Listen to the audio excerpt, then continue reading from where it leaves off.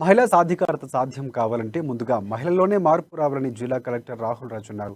ఆదిలాబాద్ జిల్లా కేంద్రంలోని ఓ private function హాల్లో జిల్లా సంక్షేమ శాఖ ఆధ్వర్యంలో నిర్వహించిన అంతర్జాతీయ మహిళా దినోత్సవ వేడుకలు సంబరంగా సాగాయి.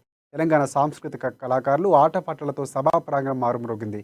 మహిళల ప్రత్యేక ప్రాధాన్యతను చాటుతూ వారు ఆలపించిన పాటలు విశేషంగా ఆకట్టుకున్నాయి. ఈ సందర్భంగా స్వయం సహాయక సంఘం మహిళలకు బ్యాంకు లింకేజీ రుణాలకు సంబంధించిన చెక్కులను అతిథులు అందజేశారు. అలాగే జిల్లా అధికారులుగా విశేష సేవలు అందిస్తున్న వారిని కూడా శాలువాలు కప్పి ఘనంగా సన్మానించారు. అంతకుముందు లింగ వివక్ష, మహిళలపై వేధింపులు, సామాజిక బాధ్యత అంశంపై కేజీబీవీ విద్యార్థులు ప్రదర్శించిన నాటికలు ఆహుతులను ఆకట్టుకున్నాయి.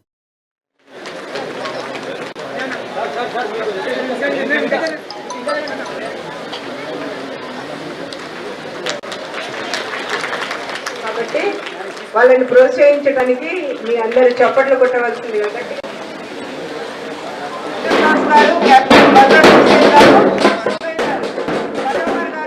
సాహస కృత్యంలో ఎవరెస్ట్ పర్వతాన్ని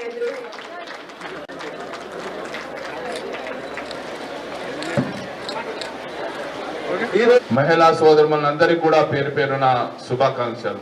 ఇందాక పెద్దలందరూ కూడా చెప్పారు, మహిళ లేనిదే ప్రపంచం లేదు. ఇది నిజం. ఎందుకంటే సృష్టిలో సృష్టికర్త మరి మహిళా సోదరులందరూ కూడా ఈ రోజు అంతర్జాతీయ దినోత్సవం ఉంది. ఈ దినోత్సవ సందర్భంగా అంటే ఆల్రెడీ మహిళలు చాలా మటుకు వాళ్ళు ఎంచుకున్న వృత్తులలో మంచిగా రాణిస్తూ ఉన్నారు. సో వాళ్ళందరూ ఎవరైతే రాణించినారో వాళ్ళందరినీ కూడా సన్మానించుకోవాలనేసి మనం పెట్టుకోవడం జరుగుతూ ఉంది.